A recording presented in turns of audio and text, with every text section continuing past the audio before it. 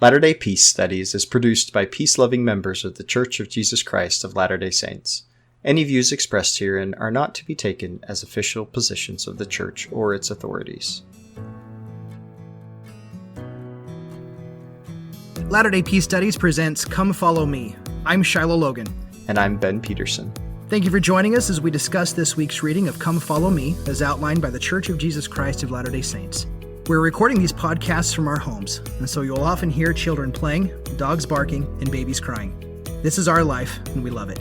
Our hope is that as we discuss these scriptures and truths, we will come to a more perfect understanding through experiencing the atonement of Jesus Christ and find greater peace in our lives. Hey, Shiloh, good to be back with you here. We are doing sections 71 through 75, the Doctrine and Covenants, this week. So these sections, as we move in or towards section 76, this is all kind of a precursor, kind of lays a little bit of groundwork for how section 76 came about. Sidney Rigdon has entered the scene full-fledged here, right? He's helping Joseph Smith do what they call translation of the Bible. Now, that's a whole discussion. Entire volumes and papers have been written on what in the Joseph Smith restored context this word translation means. So we'll have a little bit of a discussion about that. But, starting off in section 71, the Lord tells them to stop that for a time and to go preach the gospel. Basically, Ezra Booth has left the church previously. He's been writing a lot of stuff and publishing it against the church. And so Joseph and Sidney are supposed to go out and preach and try to dispel some of the rumors and stuff that Ezra Booth has been spreading. In section 72, this is an interesting section because it's like almost all administrative type of things. This is how this is going to work and what bishops are going to do. And one of the things that I think is interesting about it is that even though you can kind of see shining through a little bit here how this influences our view of the bishop today, it actually is pretty different from how bishops or the bishop in terms of presiding bishop actually operates in the church today. So you can see this is kind of an early conception of the office of a bishop and what they're supposed to do. And like I said, that's evolved quite a bit to where we are today with what we call a bishop and their responsibility, even though there are some fundamentals there that we might still attribute to that responsibility of a bishop. 73, they're supposed to recommence the work of translation. Again, we'll have a discussion about what we kind of mean by that. And what's great about this is then we jump into section 74, which is like a really good example of what we mean by translation. It's called a revelation here, but what's interesting is the wording of section 74. It doesn't start off with, thus saith the Lord, or hear the words of your Redeemer, or I'm Alpha and Omega, all those sort of things that this starts off with. 74 doesn't do that. It just kind of like jumps right into this commentary. It's called a revelation here, but basically it really meshes with this concept of translation. It's like an inspired commentary on this verse in 1 Corinthians 7:14. And it brings up all kinds of fascinating concepts tangential to religion and what we mean by revelation and what we mean by ordinances and what we mean by tradition and what we mean by modes of worship and things like that. I think there's quite a big discussion to be had around section 74 and all the implications of it. Then we get to section 75. Here, part of a conference that's being had and some instruction given to missionaries to go preach. So there's a lot of name dropping, so to speak, right? There's a lot of people named here and what they're supposed to do, and can give us a little bit of insight into the early saint conception of what we might call today missionary work, going out and preaching the gospel. And so here we're seeing more about this culture that's arising in the church and how the dynamic is working with all of these early elders of the church and how they interact with Joseph Smith and this evolving and expanding idea of revelation and translation and all this that Joseph Smith is sort of pioneering here that gets called revelation, by the church. So, in section 71, we have this imperative from the Lord, hey, stop doing the translation and set it aside. He says, go out and preach the gospel. I like here in verses 5 and 6, I've talked about this several times. I really like the concept that is brought up with this word receive. Let him understand and receive also, for unto him that receiveth it shall be given more abundantly, even power. I like the idea that receive is this active thing that we choose to do, that it's always there for us, and that when we choose to receive something, there's always more to be given. The Lord's not holding anything back. It's simply our willingness to accept it that is really the regulation of how much we can be given. Verse 7, I kind of sat with this for quite a while, and then I looked up the definition of confounded, which I read through all the stuff in the 1828 dictionary, and none of it was stuff that I didn't know, but it really kind of reiterated that confounded has to do with mixing things and making the distinction unapparent, confusing things. So whereas once things were two separate concepts, you bring them and you mix them up and it's not clear anymore. And so this was really interesting to consider in the context of them going out and preaching the gospel. Why would it be that would create confusion? So verse 7, wherefore confound your enemies. Call upon them to meet you both in public and in private. And inasmuch as ye are faithful, their shame shall be made manifest. I was thinking about what it is, what does it mean to love your enemies? And what would it mean if you actually go out to meet them, right? It says here, meet them, public and private. Go out and actually meet up with them, sit down with them, have a conversation with them, show them that you're not really their enemy. Show them by your love that you aren't really guilty of the things they accuse you of. What this is going to do is confuse them at first, right? And we see this sort of as a pattern throughout those who practice this sort of proactive, hyperactive love, that when they go out to meet their enemies, that there is this moment of confusion. What's going on? This isn't the way you're supposed to react. You're supposed to fight me. You're supposed to argue with me. And instead, there's sort of that moment of confusion, confounding, right? Before I thought you were my enemy and I knew who my friends were, and now all of a sudden this is confused. You're not my enemy? I thought you were my enemy, And so I kind of see the shame being manifest there, because basically they accuse you of being malicious when you're not. And there's at least a moment of shame that they're going to feel because they wrongfully accused. I kind of see this verse in a different way, rather than like them going out to like Bible bash everybody. This is a way of them going out, and there is going to be confusion, confounding, some shame involved in the fact that if they go out and they truly do preach with love and true authority that we read about in section 121, then you're going to have these moments where their so-called enemies don't know who they are anymore. Wait, you're not my enemy anymore, right? So there's some confusion. Yeah, I love everything that you just said there, because that is so consistent with everything that we've talked about with the Sermon on the Mount. Another thing that I had thought about concerning verse 7, when it's talking about, that whole confounding our enemies and calling them to meet us in public and private to talk about these things, and that the shame is made manifest. We've talked about it before, but for me, I thought about Luke chapter 12 when it talks about the sins will be shouted from the rooftops. And it says, for there is nothing covered that shall not be revealed, neither hid that shall not be known.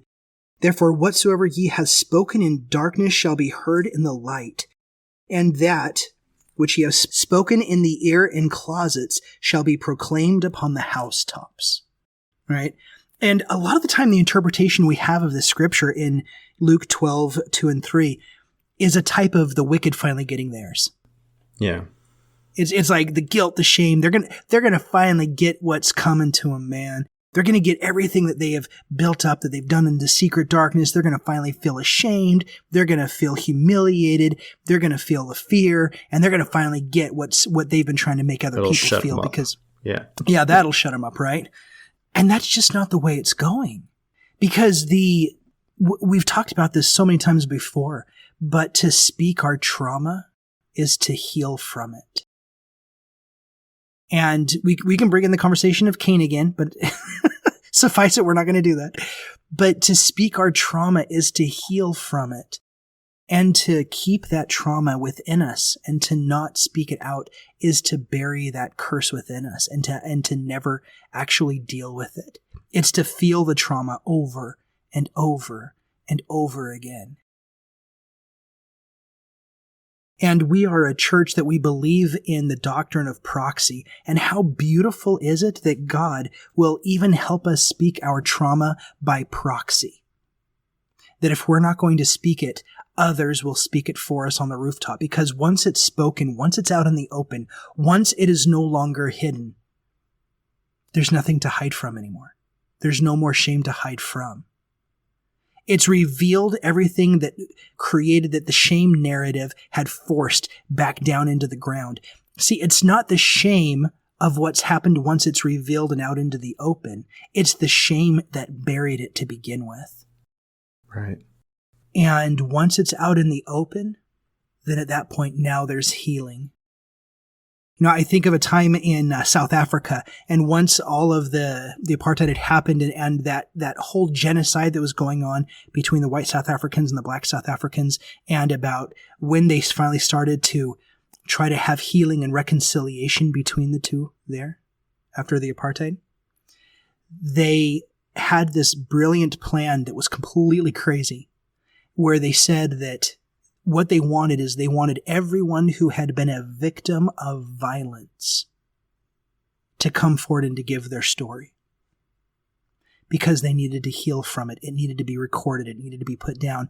They needed everyone's story because it needed to be documented so that they don't have to keep on reliving this thing over and over and over again.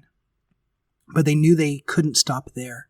So what they did is they went out and they said, if you have been a perpetrator of violence, we need your story too. Come and please give us your story so that we don't have to relive this ever again. Let's get every story out into the open.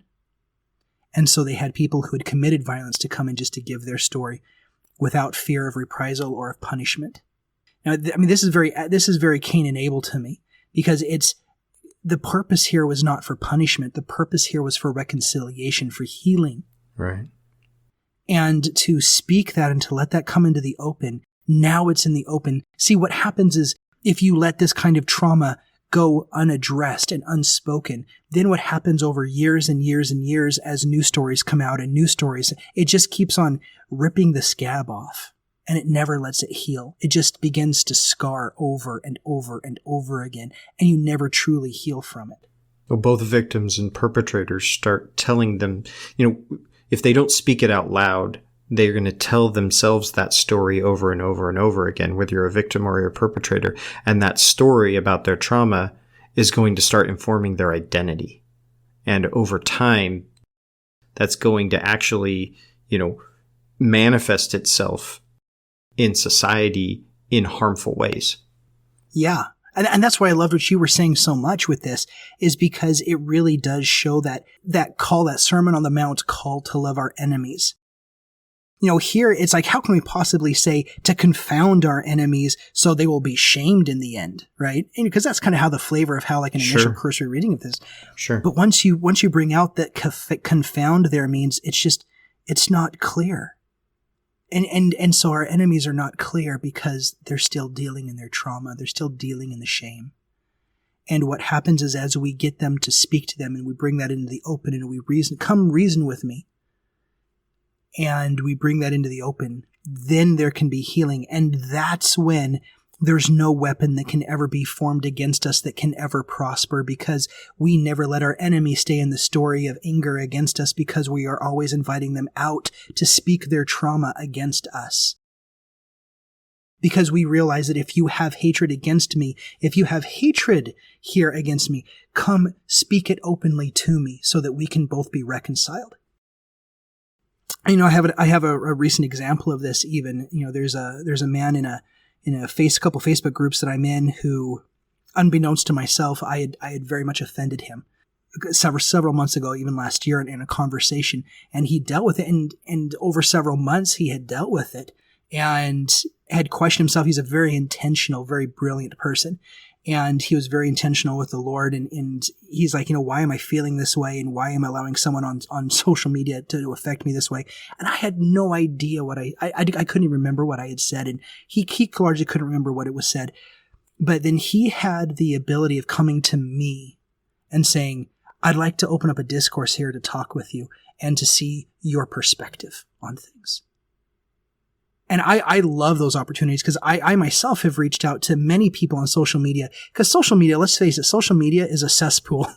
It's not a very good place to be able to have friendly correspondence and good feelings, and is very unique if ever you can create that kind of space, especially in perpetuity. But over time, in the last few days, I've been able to speak with this gentleman, and a love and a reconciliation and of forgiveness and of understanding, of him understanding me and me understanding him, and me telling him, I am so sorry. I had no intentionality of causing this kind of pain or to cause this kind of offense. But yet still, we have to recognize that even if we have no intentionality of causing trauma, of causing pain in another, and yes, we all have to be responsible for our own offenses and for our own things, but that doesn't justify going out and giving license to just willy-nilly, nor does it give us license that when we find out that our actions inadvertently have harmed another person, even if they've dealt with it and have been accountable to it, that we don't apologize, that we don't find reconciliation, we don't find love between each other. And so it was a beautiful moment for me to apologize and to say, I'm so sorry. I'm sorry for this and what this has happened.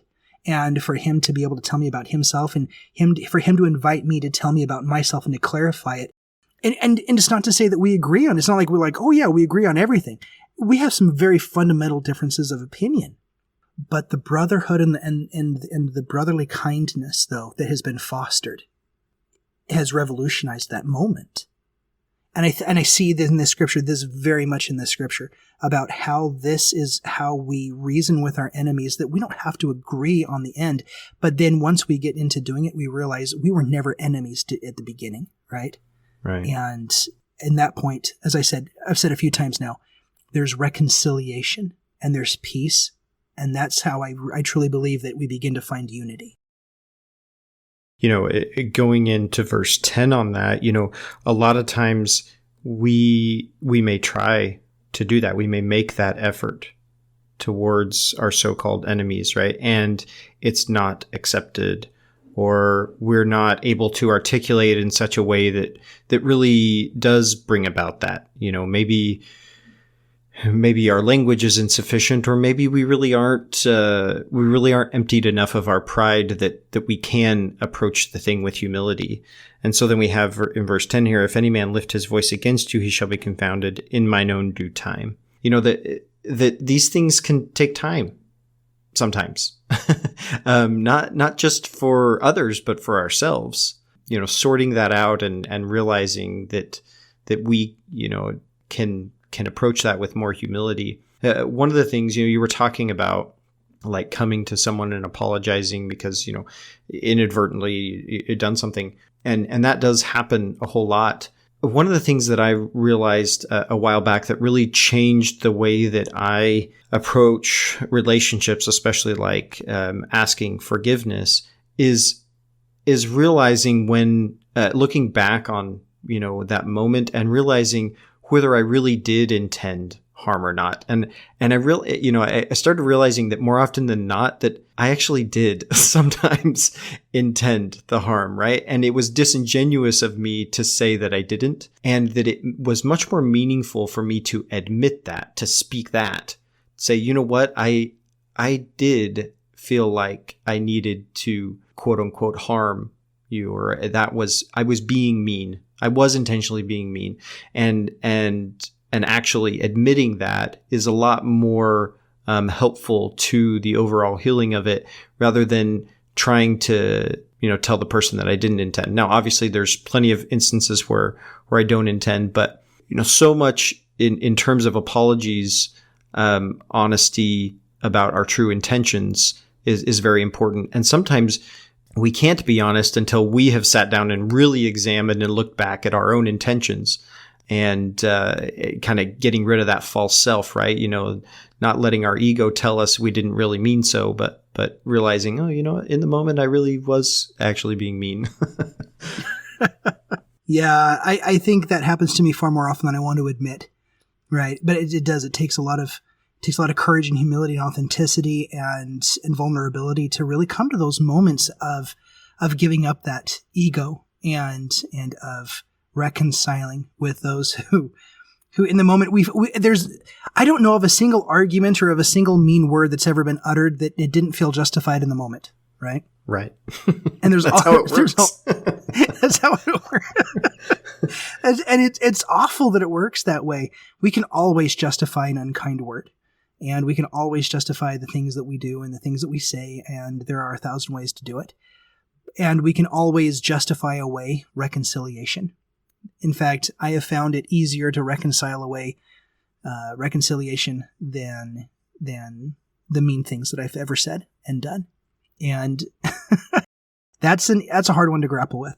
It is. Moving into section 72, I don't know if you had anything before 3 and 4, but I had some thoughts on 3 and 4 that said, "Verily in this thing ye have done wisely, for it is required of the Lord at the very hand of every steward to render an account of his stewardship, both in time and eternity. For he who is faithful and wise in time is accounted worthy to inherit the mansions prepared for him of my Father." Now, section 72 is a very administrative section, and we know from last week and a couple of the weeks before that, I don't have the gift of that whole administration thing. That's not me. Like, whenever I get across like these administrative sections, it's just my eyes glaze over, and I have to really pour my intentionality into these verses. I'm like, all right, what's he saying? It's just not, and I think it's so hilarious because so many other scriptures like jump out and just in vibrant colors and meanings and whatever, and like, look at me. And then I get into like administrative verses, and it's like the lone and dreary world. And I'm like, I don't want to even be here. And I think it's just hilarious because it's always been that way for me. Yeah, I mean, there is some stuff here we can pull out. We could talk specifically about Bishop, but this does go back, I think, to our discussion we were just having about, being truthful and speaking your trauma and telling your story, so to speak, and, rendering account of your stewardship. And I think whether it's done in this formal way to a bishop in an institutional sense, or just to, confiding in a friend, or at the very least, like doing it for yourself, like writing it down. I think this is why a journal can be really valuable, which is something that I don't do, but a journal can be really valuable for a person because you're kind of giving an account of your stewardship to yourself or to the Lord, or however you want to look at it for your audience. And there's a lot of utility in that, in terms of like examining yourself and your intentions throughout the day, and hey, what patterns am I seeing in my behavior? What does this tell me about where I am in my relationship with God and with others? And so there's a lot of moments of accounting stewardship there, and that can formally be done. I think that could be a potentially good role for a bishop. But that would be just in like an institutionalized formal sense. Surely there's other ways that can come about on a more regular basis, whether it's with a spouse or a close friend, or just, like I said, writing it down for yourself. I think this is a valuable exercise to account your stewardship. We get sort of this ways that this is all supposed to happen like in a material or temporal sense with Zion. And then we end with a couple verses that I don't know what they mean. So maybe I shouldn't even bring them up, but I'm going to bring them up because they stick out like a sore thumb to me. verses 25 and 26, and if you had some stuff before this, obviously you can comment, but it says, "Let them carry up unto the bishop a certificate from 3 elders of the church, or a certificate from the bishop. Otherwise, he who shall go up to the land of Zion shall not be accounted as a wise steward. This is an ensample. Amen." So I don't know what this means. It's kind of strange to me. I mean, maybe if I lived in 1830, it wouldn't be strange to me, and this would be all like, "Oh yeah, this is totally normal."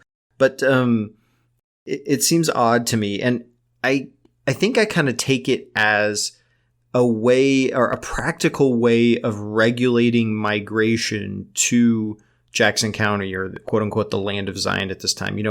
The Lord had told them not to go in haste, that things needed to be done in their own due time. And yet we still have a lot of people very anxious to get there because they think that, it's all sunshine and rainbows and unicorns there in Jackson County. And this is just like maybe one way that Joseph Smith is interpreting the will of the Lord as, hey, let's take it slow. Let's go orderly. Let's not rush there and think that all the grass is greener there, right? And everything's going to be better. So, yeah, I think that's. I don't have anything to add to any of that. As good as any other, right? Yeah. It's like, how do I follow? I don't know how to follow up with it. That's good stuff.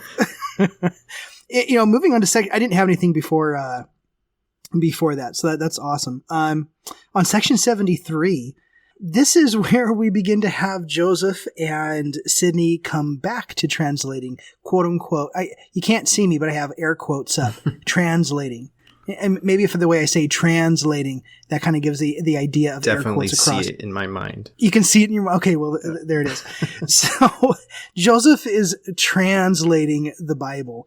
And this is a really kind of interesting experience. So now he goes back to Sydney Rigdon, and they don't actually end up finishing it, but I think the story is absolutely fascinating as to what's actually going on with the translating aspect of this. And it goes, I think it's important to know at least where kind of recent scholarship is about it, because it really helps us to identify how the revelations were being given, how these things were coming about, kind of the foundation that how we can even go get our own revelations, as it were. So at BYU, my New Testament professor, and I was taking my little religion classes, right, my devotional classes, I took New Testament 1, just like 4 Gospels from Dr. Thomas Wayment, and he was an amazing guy. I just absolutely love this guy to death, and so he ended up getting together with Haley Wilson, who I believe was one of the students that he was working with, and they wrote a paper and they did a bunch of research, and they come to find out there's some really interesting passages of the translation that give us a lot of clues into what Joseph is doing. So as we get into section 73 and kind of what's going on in the translation, I read this to you a little bit earlier, Ben, but I'm going to go ahead and reread this again and just kind of give you an idea about what is going on, because Thomas Wayment and Haley Wilson ended up writing a paper, and on the BYU website is kind of a long abstract about what their paper is about, and that's what I'm going to read from. So it's kind of detail what the paper is about. But this is from March 16th, 2017, so it's been just over 4 years that this paper has been out. But in reading it, it says, "The following are a few key passages from the article we wrote together. When we first started to project, our goal was the following: to compare the changes made by Joseph Smith to the Bible with contemporary commentaries of his day." So to say it again is that they wanted to compare to see if any of Joseph Smith's translations of the Bible, quote-unquote translations of the Bible, were synonymous with any of the contemporary biblical commentaries of what unique additions did he make, maybe? Yes, and correct. And what else? What was new for Joseph than what was existent in the day? And then going back to the text, it says, "And in so doing, I hope to tentatively reconstruct the 19th century academic Christian world in which he brought forth the Bible translation. Joseph Smith's translation of the Bible has attracted significant attention in recent decades, drawing on the interest of a wide variety of academics and those who affirm its nearly canonical status in the LDS scriptural canon. More recently, in conducting new research into the origins of Smith's Bible translation, we uncovered evidence that Smith and his associates used a readily available Bible commentary while compiling the new Bible translation, or more properly, a revision of the King James Bible.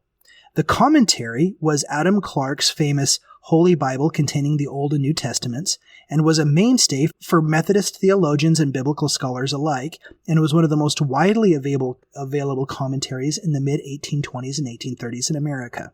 Direct borrowing from the source has not previously been connected to Smith's translation efforts, and the fundamental question of what Smith meant by the term quote-unquote translation with respect to his efforts to rework the biblical text can now be reconsidered in light of this new evidence. What is noteworthy in detailing the usage of this source is that Adam Clarke's textual emendations come through Smith's translations as inspired changes to the text. Moreover, the questions of what Smith meant by the term translation should be broadened to include what now appears to have been an academic interest in the update of the text of the Bible itself. This new evidence effectively forces reconsideration of Smith's translation project, particularly his Bible project, and how he used academic sources while simultaneously melding his own prophetic inspiration into the resulting text. In presenting the evidence for Smith's usage of Clarke, our paper also addressed the larger question of what it means for Smith to have used an academic theological Bible commentary in the process of producing a text that he subsequently defined as a translation. In doing so, we first presented the evidence for Smith's reliance upon Adam Clarke to establish the nature of Smith's usage of Clarke. Following that discussion, we engaged the question of how Smith approached the question of the quality of the KJV that he was using in 1830 and what the term translation meant for both Smith and his close associates. Finally, we offered a suggestion as to how Smith came to use Clarke, as well as assessing the overall question of what these findings suggest regarding Smith as a translator and his various translation projects. Okay, that was quite a mouthful. What does it mean? What does it all mean? So in short, what this means is that Joseph Smith was found to be using a very common Methodist biblical commentary of his day. And in doing this, he was using this and including passages, long passages at times, from the commentary that made its way into what's called the JST now, or the Joseph Smith translation of the Bible. And so what they found is that there were many long passages of Clarke that had entered into the JST. So when we're reading the JST, and sometimes our text will show us what the JST says, and many times it's simply just lifted. Now, I don't want to use the word plagiarized because that has a lot of negative terms, and it wasn't really a thing back in the day. But it was lifted without citing it and made as though it were a translation itself. So in this kind of way, it acts as though it was like a divine or an inspired biblical commentary, if that makes sense. And so their whole paper, and if you want to go look it up, you can just Google Haley Wilson and Thomas Wayment, Ancient Scripture, and it's called A Recently Recovered Source, Rethinking Joseph Smith's Bible Translation. And it'll get you to the page there on byu.edu. And so I think this is just interesting is because what this does is this shows how God is speaking in and through Joseph. And it's not always in this immediate downpour of revelation and kind of out through Joseph as a perfect conduit of God. But there's also that may have happened in multiple cases, but it's also, there's a different part of this quote unquote translation, whatever that means. And Wayment and Haley go through and they talk about, what they think that means.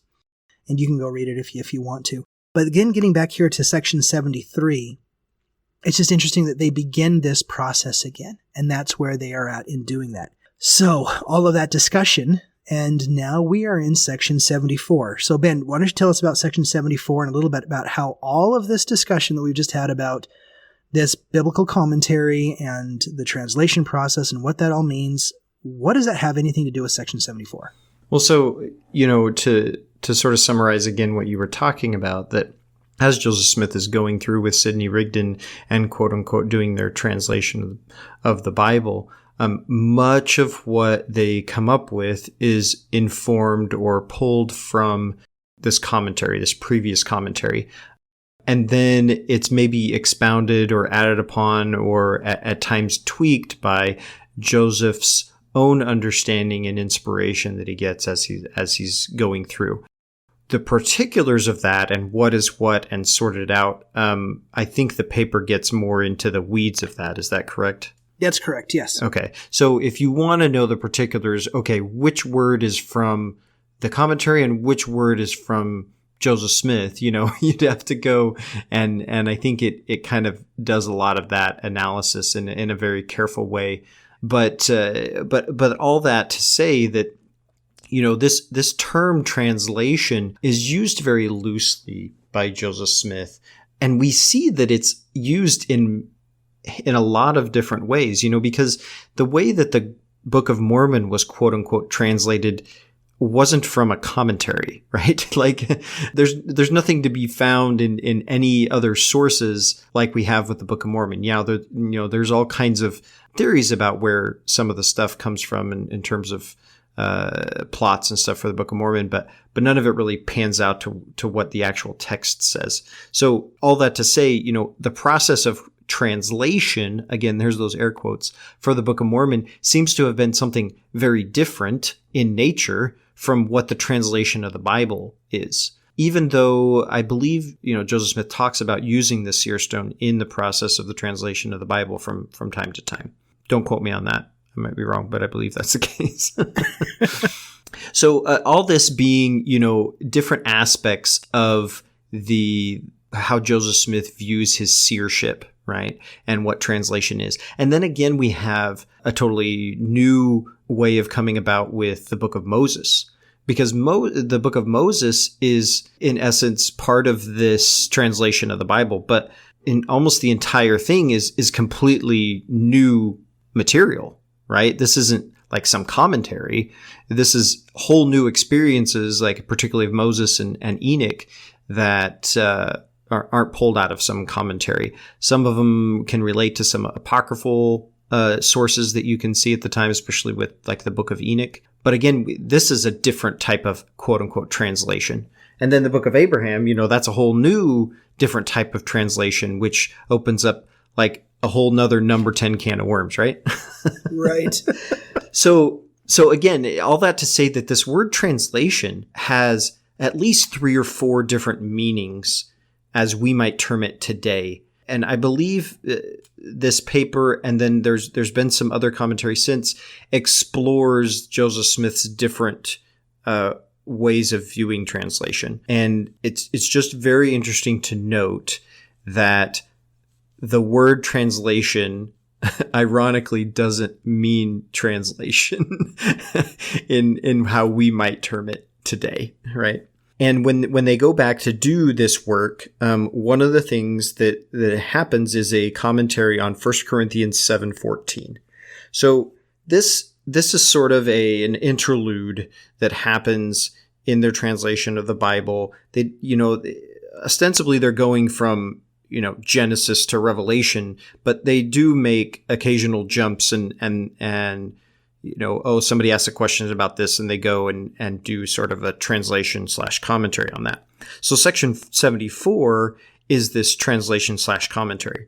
I talked about earlier in the introduction how this doesn't read like most of these other explicit revelations, right? Even though it's called Revelation in the section heading, it doesn't start off with the, listen to the words of Jesus Christ your Lord or Alpha and Omega, that type of thing. It just kind of breaks right into a very type of scholarly commentary on this. It brings up the topic of circumcision. So here we have, starting in verse 3, it came to pass that there arose a great contention among the people concerning the law of circumcision, for the unbelieving husband was desirous that his children should be circumcised and become subject to the law of Moses, which law was fulfilled. And it came to pass that the children, being brought up in subjection to the law of Moses, gave heed to the traditions of their fathers, and believed not the gospel of Christ, wherein they became unholy.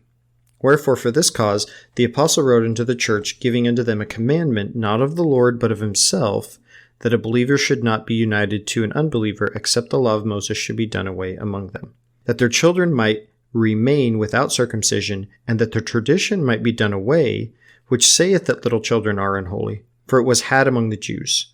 But little children are holy, being sanctified through the atonement of Jesus Christ, and this is what the scriptures mean. Okay, so we can start unpacking a bunch of different concepts here, because here, at least in verse 4, we have this idea that we have a tradition which was established by a prophet of God, Moses, right? This is an ordinance that the Lord says you have to do it. And we even see in the Old Testament that, like, if people don't do it, like, the Lord says, kill them, right? So, like, right. This is important. You got to circumcise your kids on pain of death. And so we have this super important ordinance that becomes this tradition.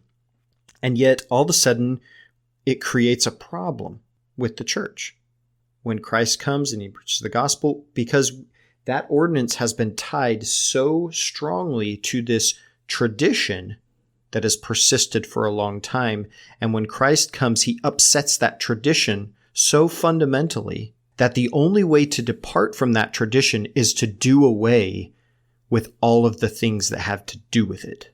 Because otherwise, if you pursue that direction with those ordinances and everything, the strength, the pull of that tradition is too strong, they're saying, for these children to go that way rather than to follow the church and follow Christ and the apostles. So the idea is that you have to get rid of this ordinance. You have to get rid of this tradition in order to return back to what is foundational, what is a true principle of the gospel that Christ taught. Because this tradition, which was originally designed to point people towards a relationship with God, has now become something that points them away from God. So we have to get rid of it because it's no longer helping us along the path. So this I think really brings out one of the points that you've made a few times, which is that these religious modes that we engage in, whether they be ordinances or experiences that we label with different terms and symbols, they are all good and important insofar as they point us to Christ and a relationship with God. And if they're not doing that, then they're not good, right? So Paul writes, and he says, this ordinance, this thing isn't working for us anymore. We have to stop it. We have to get rid of it. And what I think is an interesting commentary in this is he says that he gave unto them a commandment, not of the Lord, but of himself. Right? And I'm not sure how many people would take issue with that, that we have like an actual scripture from Paul that people are saying, that's not really from the Lord, that's just Paul. Right. There's probably a lot of things that Paul wrote that I could go back and be like, that's not the Lord, that's just Paul. And it's okay, because Paul's Paul. And that often we do view things that a person who is in a position of authority that we might call a prophet or apostle or whatever, a prophet, we can do it in the scriptures, we could do it, history of the church or whatever, may come out with something that like this, where, hey, we're changing this, or we're getting rid of this ordinance, or we're doing this because we're straying from our purpose. And our purpose is this. And it's sort of their own personal intention and design in order to point people to Christ, in order to point people to God. But the meat and the root of this is that, hey, it's possible there's some people out there that circumcision was still kind of working for in terms of that relationship. Now, that doesn't make any sense to me because, not to get into the nitty gritty of it, but I don't understand how that helps a baby have a relationship with God. But you could come up with any other type of ordinance that, hey, that works for this person, right? That's a mode that works for this person. And so this commandment isn't of the Lord. The Lord's not coming and telling you stop that ordinance because it's not pointing you to me. Only you personally can really know that, right? Whether something is working for you. But, Paul comes and he writes to them and seeing the situation and what is really happening among the people, he says, hey, in general, this is not working for you guys. You're not staying united. It's causing division in your families. This is not a good thing. And so we have to let that be, and we have to move in a different direction so that we're more united in the body of Christ. Yeah, I thought I was going to have more to say when I got into that, but you just said everything. I mean, I think that's great. That's great. I mean, it is. It's for me right now, especially with my own discipleship. I see things. I see like everything as a mode. This modality of the gospel. I see prayer as a mode. I see scriptures as a mode. I see the church as a mode. I see the sacrament as a mode, going up into nature. Everything that is anything that I can direct my intentionality into that produces an experience with God is a mode for me. So Right. it's like getting up in the morning and just like basking in the sun and as it comes up. That's a mode of experiencing God. If my intentionality is in that moment with God, I'm experiencing it with God. And we find out like the word of wisdom, wearing garments, even the clothes we wear, the food that we eat, the tithing that we pay, this is all modality of religion. It's all the things that we do that we focus ourselves into to be able to experience those things. And I love there what you had said, Ben, about how I've said it is that modes are good until they're not.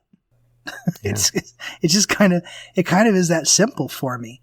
And Takes a lot of self-awareness, to recognize that.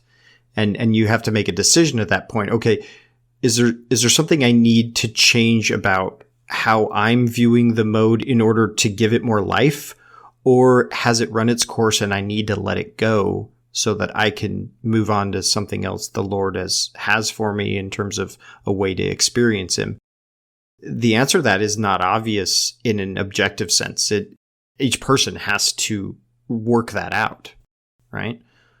Oh, I love the way you put that to give mode a new life.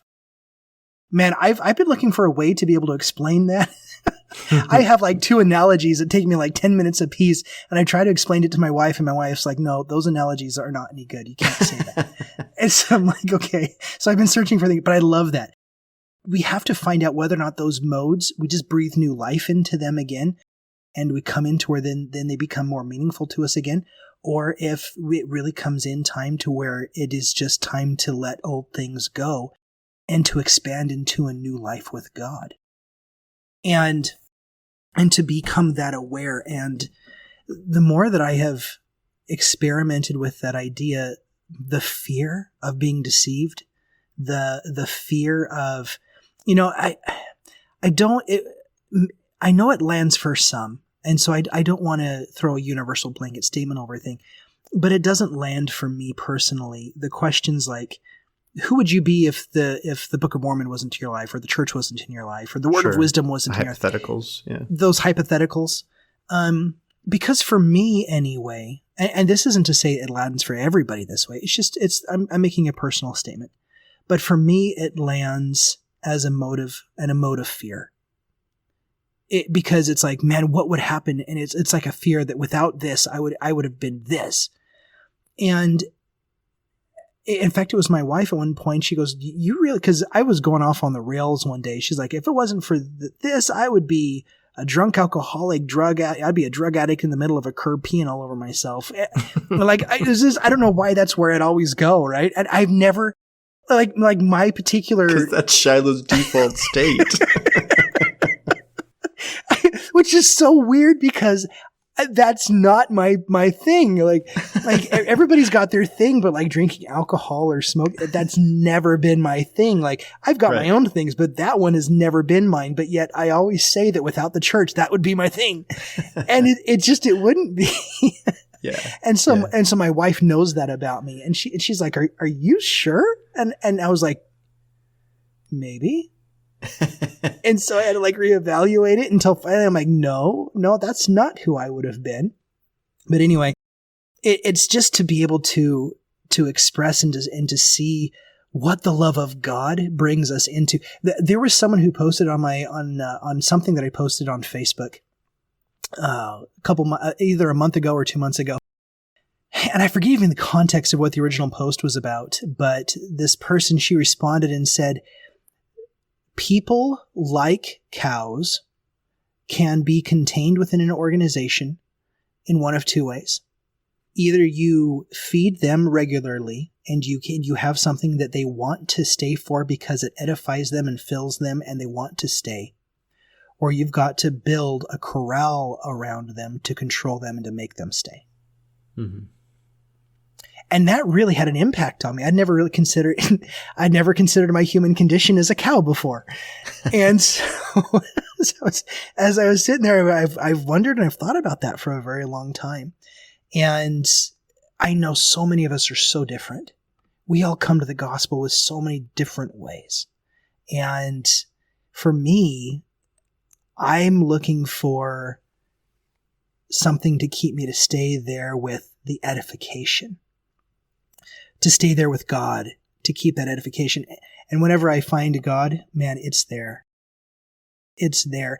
And it's kind of weird because we've talked about this a lot before, in that when we truly seek to experience the awe of God, and all we have to do is just glimpse, even just once, just glimpse His mercy and His grace in a moment when we did not qualify for it, and when we were not, quote unquote, in our mind or in any other objective metric, seemingly objective metric anyway, worthy of it.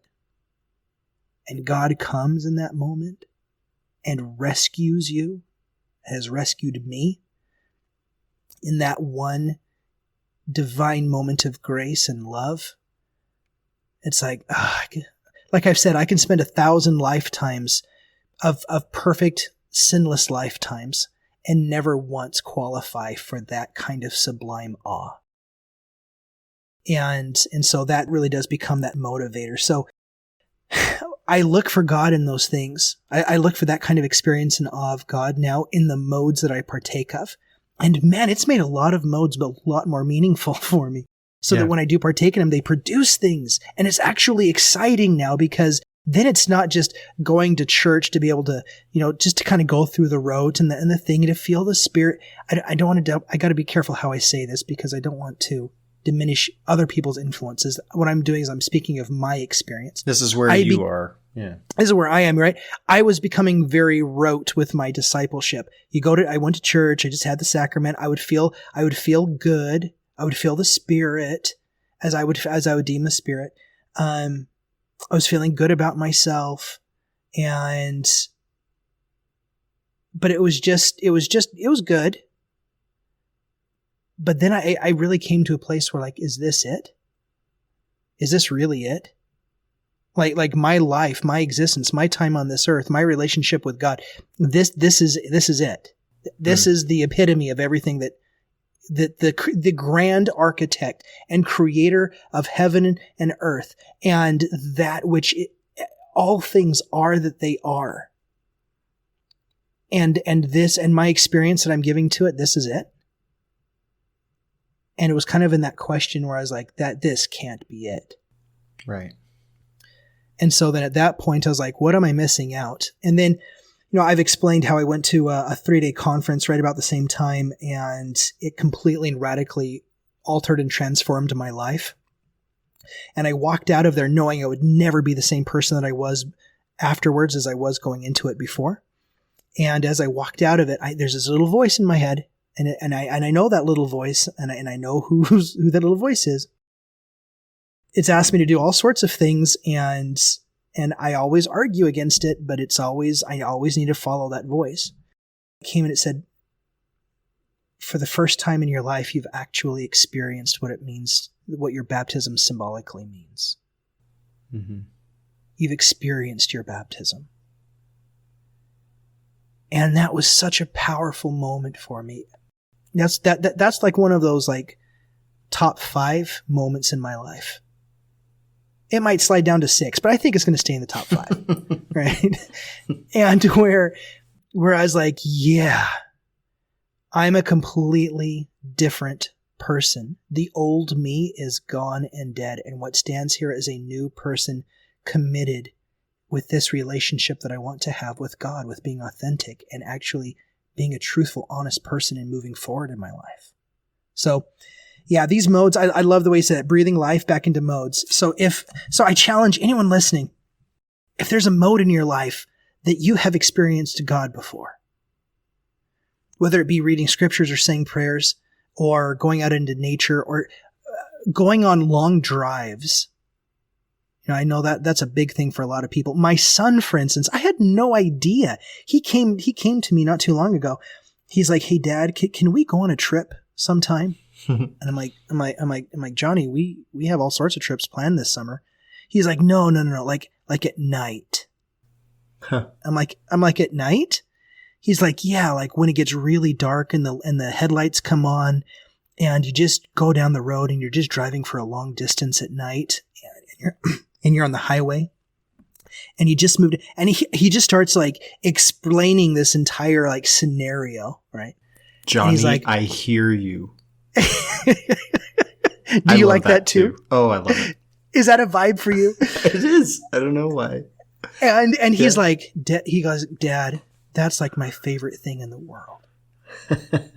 And I'm like, I had no idea. Like that was his vibe. That's his mode, right? He like getting out there late at night and driving out in the middle of the freeway in the middle of nowhere. That's his jam. It's peaceful. Yeah.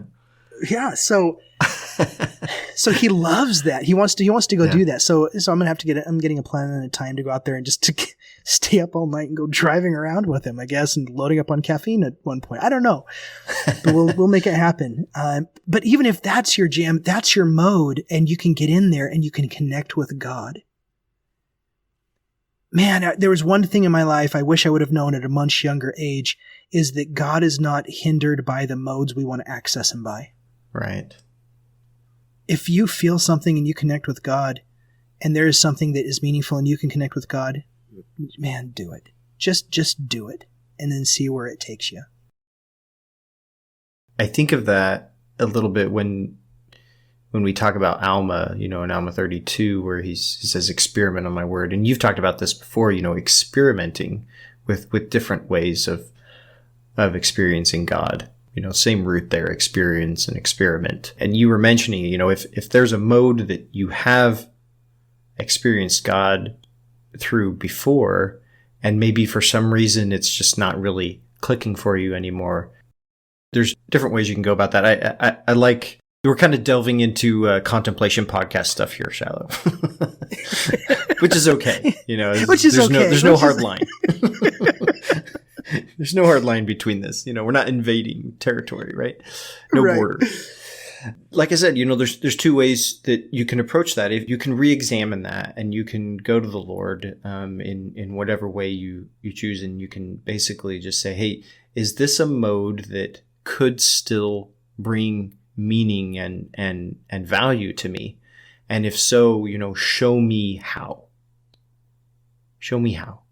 And if not, then give me the courage to let it go and move on to something that really can."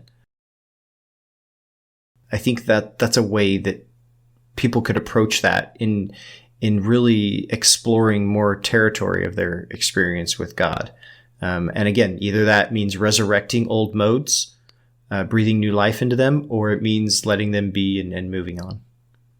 All right, Ben. So bring us into 75. We have 75 here. This is an interesting section because it's given to so many different people. I mean, I'm seeing William McClellan, Luke Johnson, Orson Hyde, Samuel Smith, Lyman John. I mean, we got a lot of names on here, and everybody's got a different kind of vibe going. I like the section heading here, and we've talked about this stuff before, where it's, "At this conference, Joseph was sustained and ordained president of the high priesthood. Certain elders had encountered difficulty in bringing men into an understanding of their message, and they desired to learn more detail as to their immediate duties."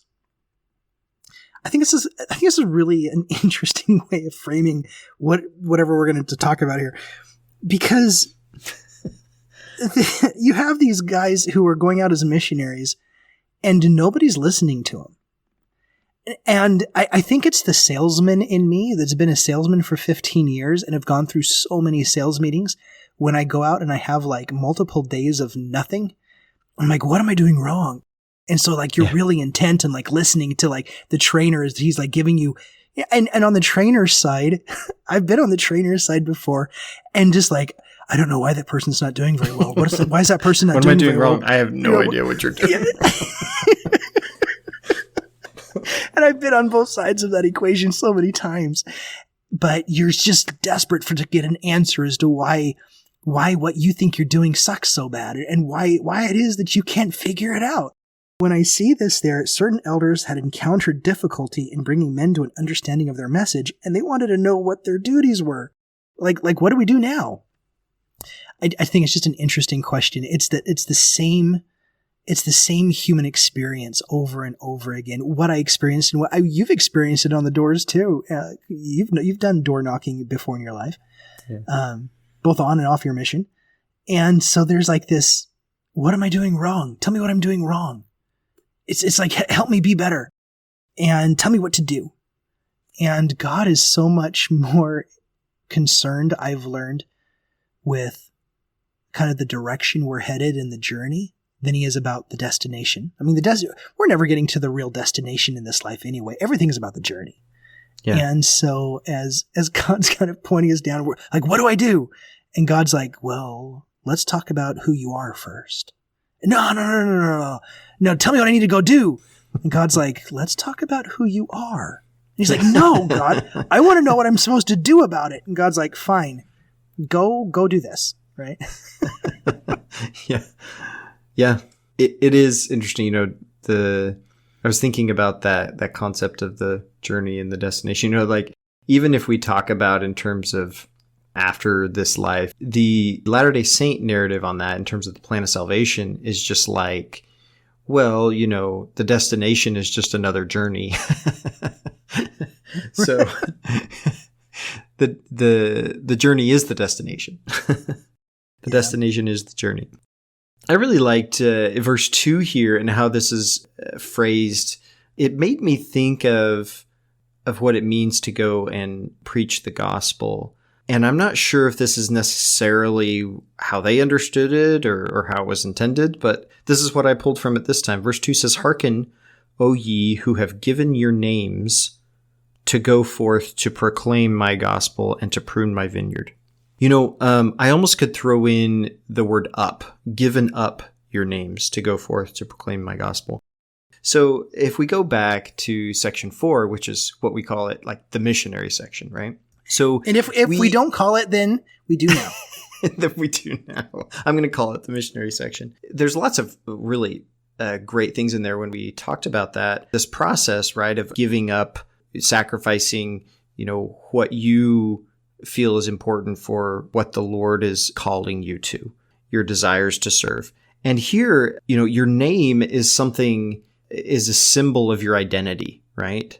For instance, when we're baptized and we take upon ourselves the name of Christ, that's a symbol of our identity. We're identifying ourselves with Christ now. And your name may be a symbol of your identity as an individual, but then also as part of a family. And so, giving up your names or given your names to go forth to proclaim the gospel, you have to, in order to go out, there's that emptying, like in a beatitude way, right? You've got to divest yourselves of those identities, become meek so that you inherit the earth.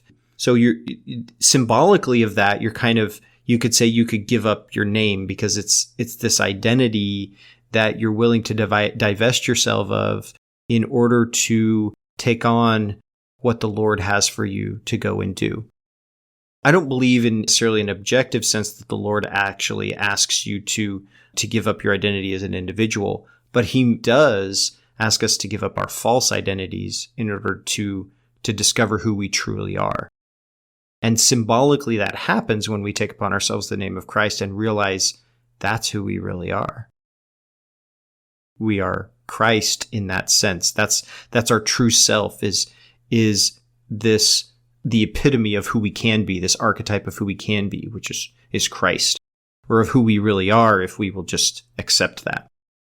This probably isn't intentional, but we could pull up the symbolism anyway. That it's interesting when missionaries are sent out, right? That they don't really go by their first name for the most part anymore, right? They get a title, elder, and then their last name.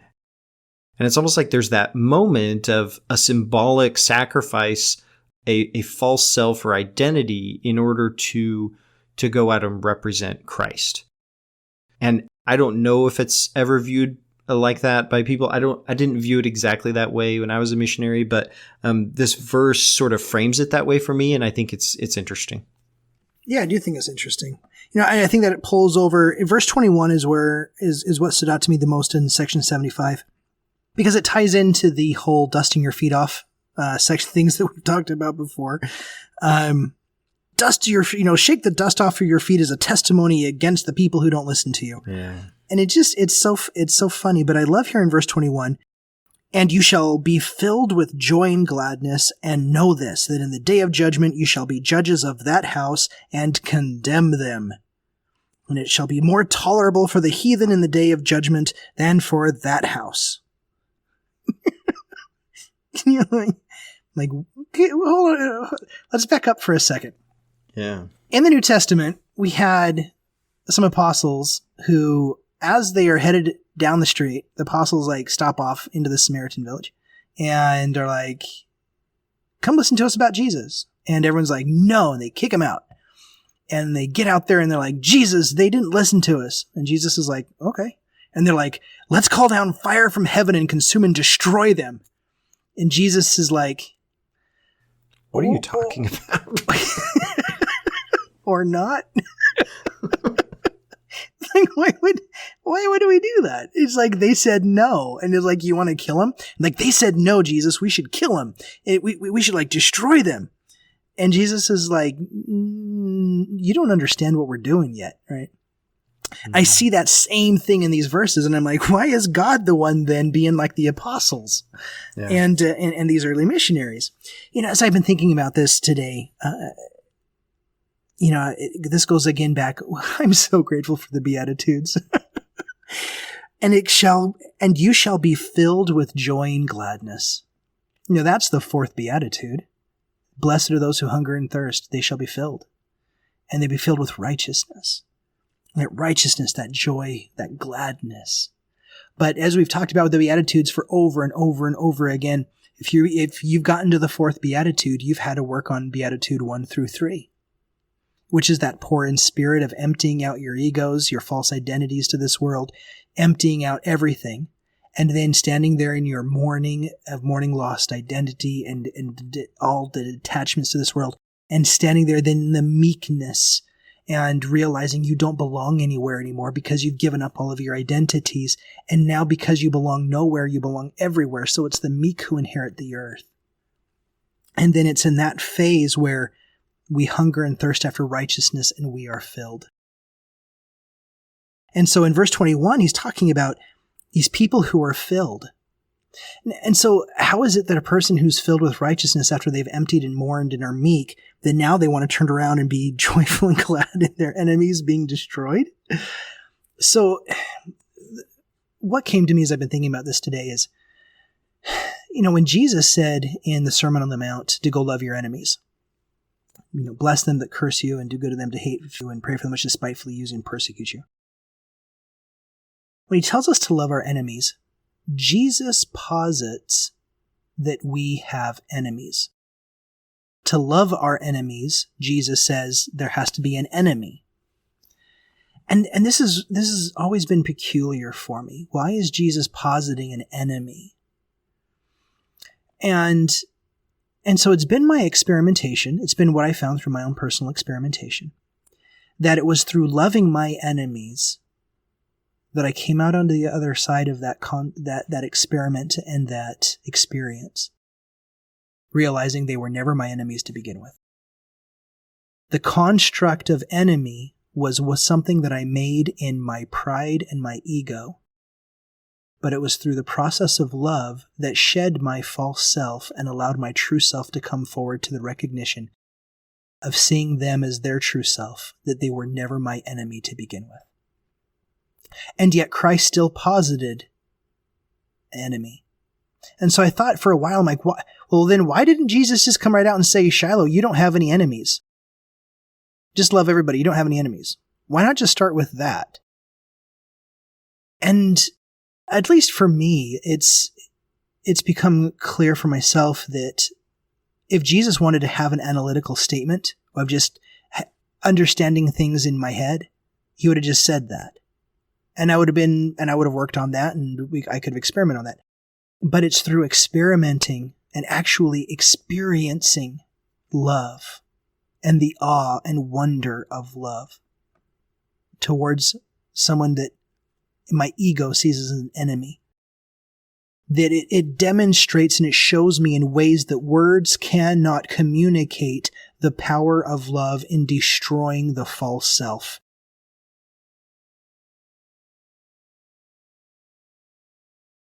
Love breaks through all the crags and the cracks of the false self and reveals the true self of what has always already been under the surface.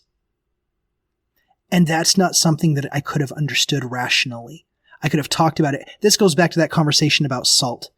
Just after Jesus gives the Beatitudes, he says, you're the salt of the earth, and a salt has lost its savor. And he starts talking about salt as a taste. And he goes, you can talk about it. You can pontificate about where to find it, its usefulness, its chemical makeup. You can talk about how it mixes with other things. You can talk about putting in food. You can talk about all sorts of things and its necessity for life. But unless you taste it, you cannot communicate taste unless you've actually tasted it. No words can get you to that experience. And so what I find here, at least how this scripture speaks to me, and there's a lot of times, Ben, you and I talk about these things, and I feel as a matter of just honesty, there are times when I look at this, I'm like, I don't know if that was their actual experience. I don't know if the way that this is standing out to me was the actual experience that they were having in the message. But scripture is a matter of interpretation about how it lands for us in the time that it lands for. That's another discussion for another time. But at least as I'm reading this and it's standing out to me, is as I see God coming here, we have to recognize. So next week is going to be section 76, and we're going to talk about the 3 degrees of glory. And I will say this about the 3 degrees of glory. Brigham Young observed that because of how lenient the 3 degrees of glory are to the whole plan of salvation construct, that it's so lenient upon the sinner according to their understanding of it. I mean, we have to understand is that you had Calvinism and Methodism and the Baptists and Unitarians. You had this strict heaven and hell and a really strict hell concept here.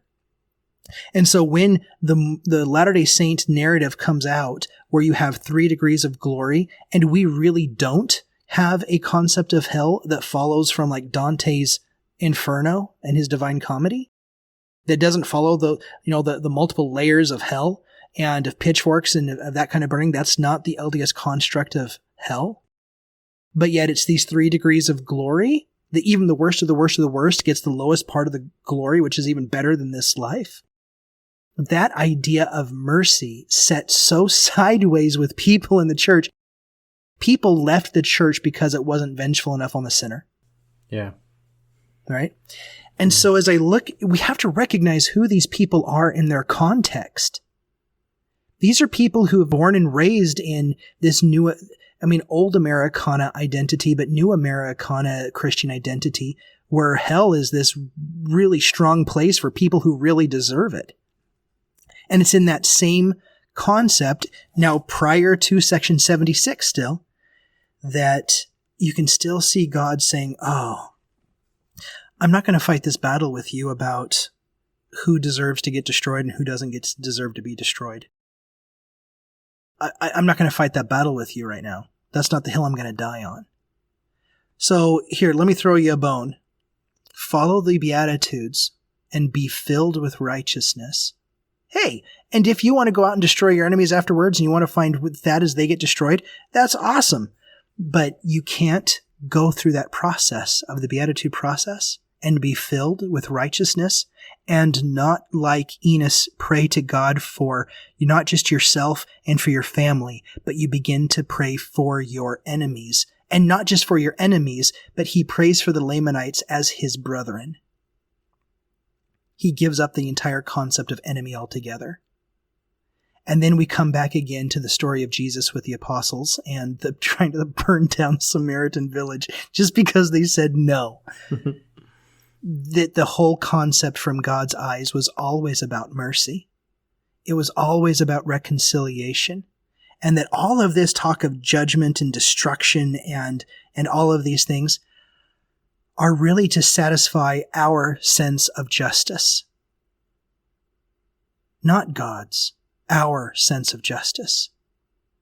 God has always called us into the relationship to love our enemies, to forgive, and then through that experience of actually tasting the salt of the gospel, something that words cannot express, through experiencing it coming out the other side, we recognize there was never any enemy to begin with, and I don't need to see my brother burn simply because he said no to my message one day. In this verse 21, I see this as, rather than, we think that there's some particular destination that we're arriving at, as you were talking about. Like this ability, okay, if we can attain to a glory that means we get to condemn our enemies, then that means we've arrived, right? and rather than the Lord saying, well, that's the wrong destination, he says, well, okay, let's set that aside for a minute, right? And walk down this path and see where it takes you. And so he gives us this journey to go on. And as we're going on that journey, we are realizing that the destination we thought we wanted to go to, isn't going to be that destination anymore because of the experience that we have down this path. I kind of see that as what you were talking about. Love your enemies, and as you pursue that path and journey of love, you start discovering, oh, there's no enemies on this path. Right? They're gone. And so, I think what you're saying is right. Like in this context here, that the Lord is giving them a way to not just outright reject their ideas by just contradicting them and saying that's wrong, but by through an experience coming to a realization of not what's wrong, but what's right. Right? Rather than saying you have no enemies, the Lord's saying everyone is your brother, right? And there's a difference there. Rather than defining something by what it isn't, defining it by what it is. That's what experience does for us, rather than like an analytical approach. An analytical approach can typically only ever tell us what it isn't because we're basing it on our previous experience. And it's saying, well, it's not that, it's not that, it's not that. Whereas when we have an experience, now it's like, oh, it's that. You brought up the salt thing. And no longer does our understanding of something have to be defined by what it isn't. It can just be defined by what it is. And that's what journey brings, rather than just, like you were talking about, that analytical contradiction of our previous experience. I like that. I don't have anything to add to that. That was awesome. Okay, great. Okay. Well, Ben, do you have anything else for Section 75? No, not really. Not really. I mean, there's a lot of names, talking about how to go and preach the gospel and do missionary work, and nothing in particular that stood out to me. Okay, awesome. Well, thank you everybody for listening to us. We hope it. I always feel really good and really pumped after we've done this. I write notes down and I go back and I scribble. So I'm gonna have to go scribble some more. So thank you everybody for listening this far, and we will see you back next week. Until then, I'm Shiloh Logan. I'm Ben Peterson. We'll see you next week.